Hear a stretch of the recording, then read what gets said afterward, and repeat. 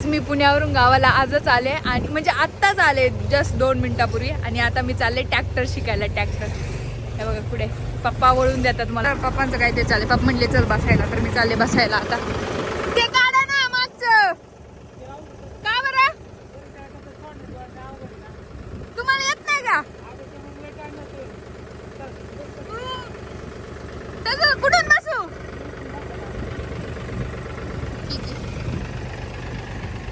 Helmet घातला असतं गाई बसणार. मी लगेच ना गाईज मला डायरेक्ट बसायला देतात. आणि ब्रेक तेव्हा ते हे होते आता परत फर्स्ट हा चालला. चालला का ट्रॅक्टर? हा टाकला सेकंड चालला लव मध्ये हा. चढायला येता पण लव टाकला सावकाश चढणार. आता कड बाजू काढावं लागेल.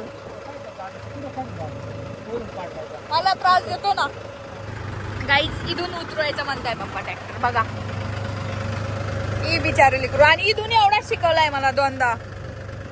मी आता एकदा घेऊन गेल. ओ 0. आय वा वा वा वा वा वा वा.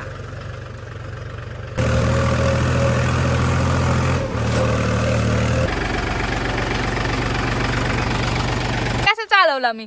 छान छान. माडवा काय तीच अगं काय नाही आली, सगळ्यांचं असंच असते. काय नसते काय नाही. आता एवढं ट्रॅक्टर चालून आलो ना गाईस. ते आमचं गाव आहे पुढं. तिकडनं डेंजर सीन झाला होता. म्हणजे तिथे मगाशी जिथं मी प्रॅक्टिस केली होती ना, तर मी खालून ट्रॅक्टर बरोबर आणला. म्हणजे डायरेक्ट तिकडनं डोंगरावरून सगळीकडनं. पण आहे ना तिथं जेव्हा टर्न मारायचा होता ना, मी इकडनं पण टर्न मारला, ह्या साईडला पण हा टर्न मारून लगेच त्या साईडला तिकडं थोडंसं तिकडे दगड वगैरे तिकडेच जायला लागला होता ट्रॅक्टर. मी लगेच पप्पांकडे दिलं दोन्ही ब्रेक आणि क्लच दाबला. एवढं दुरून ठीक आहे. या डोंगरावरून इथं रस्ता बिस्ता काय नाही. पप्पांना असं वाटतंय मी ट्रॅक्टर ड्रायव्हरच बनणार आहे काय. पप्पांनी डायरेक्ट मला इथपर्यंत आणले. ठीक आहे इथं या डोंगरावर घेऊन आलेत.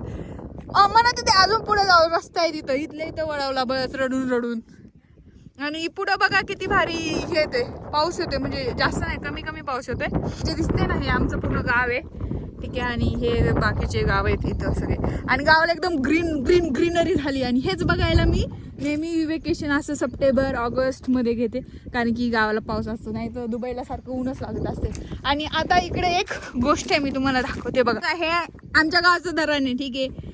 पण आहे ना ते आंबीचे लोक बोलतात की ते त्यांचं धरण आहे. मलाच माहित नाही कोणाचं आहे. त्यांच्या हातीत आहे ना. पण पाणी तर आम्ही देतो ना. तर आहे ना इथून मधून नदी जाते. तिकडून आहे ना पूर्ण पाणी जाते. तर हे बघा पूर्ण भरले पूर्ण. तर पुढे दिसते ते कोटमारा धरण आहे. आणि त्याच्या वरती गेलं ना, या डोंगराच्या पुढे गेलं ना, तर पुणे जिल्हा चालू होतो लगेच वे पूर्ण.